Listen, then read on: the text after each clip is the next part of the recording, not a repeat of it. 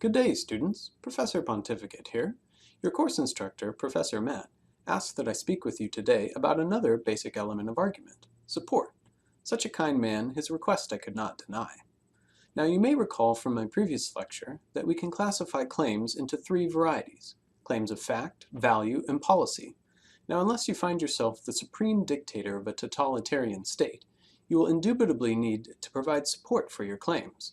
And likewise, you should embolden others to support the claims they make as well. Today I'm going to talk about factual evidence, opinions and inferences, appeals to needs and values, and rhetorical strategies, all under the aegis of support for claim. First we have factual evidence. Recall that facts are things that we consider indisputably true and can be proven with incontrovertible evidence. Facts exist whether we like them or not. Often scientific research is published in journals that presents factual evidence in the form of statistics that are made clear through the use of visual devices like charts, graphs, tables, etc. For example, research may demonstrate that the income gap of the top 1% has risen at a much greater rate in the past 30 years compared to the income of middle-class and working-class Americans. We would need a scientifically valid random sample of the population in order to support this claim, and could present our findings in a line graph. Now, statistics might bore some of us who are not the bean counter species. Thus, we would counterbalance our statistics with a few examples from our survey population. These examples are another form of factual evidence we might use to illustrate the 1% by way of a specific example and juxtapose this example with another from the category of the less fortunate.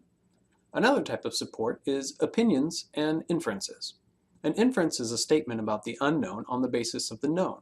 So my research may demonstrate that certain facts are expressed as numbers, but as the old adage goes, numbers do not always speak for themselves. Thus, it's often necessary for one to interpret the data. The interpretation may be educated or half-baked, but generally we should look to the opinions and inferences of experts to help interpret arcane data. Remember, one opinion is not always good as the next. So the strength of our support for the claims we make rests upon not only the quality of the evidence, but also the trustworthiness of our experts. Generally, the opinions of experts can be used in four different ways. One is to suggest a cause for some effect or condition, or to help link two sets of data in a causal pattern. The second way is to use opinions to offer a prediction about the future based on prior knowledge. The third is to suggest a solution to a problem.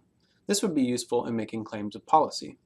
And lastly, using the opinions of experts helps to bolster our ethos, or credibility as an arguer, provided we are using reliable and trustworthy sources. To be a canny evaluator of evidence proffered in claims, here are a series of astute questions one may ask. Is the evidence up to date? Surely we would not be persuaded by outdated material. Is the evidence sufficient? If we have a complicated and controversial topic, has the arguer provided enough evidence to convince his audience? Is evidence relevant to the claim being made? Are the examples given representative? That is, are they familiar enough to the audience and not extreme or unusual ones? For if the audience rejects the examples given, they are likely to reject the claim as well. Are the terms clearly defined? Are comparisons between comparable items? That is, have we not indulged in a comparison between the proverbial apples and oranges? And finally, has any significant information been omitted for either ignorant or nefarious reasons? When making claims of value, it'll be essential to appeal to the needs and values of our audience. This, of course, involves persuasion.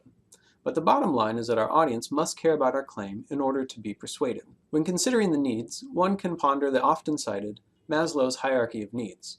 At the base level are the basic physiological needs like food, shelter, and clothing. Once those needs are met, safety takes precedence. Then follows the need for love and belonging. Above that need is self-esteem. And then finally, the pinnacle of Maslow's hierarchy is self-actualization, where one intentionally transforms oneself into the human being he or she would like to become. Oh, that we should all be so fortunate. Now, needs and values are not just relevant to claims of value, though they are explicitly stated in value claims. However, in claims of fact or policy, values may be implicit or unstated. It's worth noting that values are not universal. Values obviously change over time and among cultures. One may be able to detect archetypal patterns that transcend time and culture. However, the manifestation of those patterns takes various forms, and thus it's wise to always consider one's audience when appealing to values. Considering one's audience brings us to the definition of the rhetorical situation. The rhetorical situation involves considering one's audience and purpose. The primary audience is the one most relevant in the mind of the arguer. Think of Martin Luther King Jr.'s famous "I Have a Dream" speech. The primary audience was those who were gathered on the day he delivered the speech.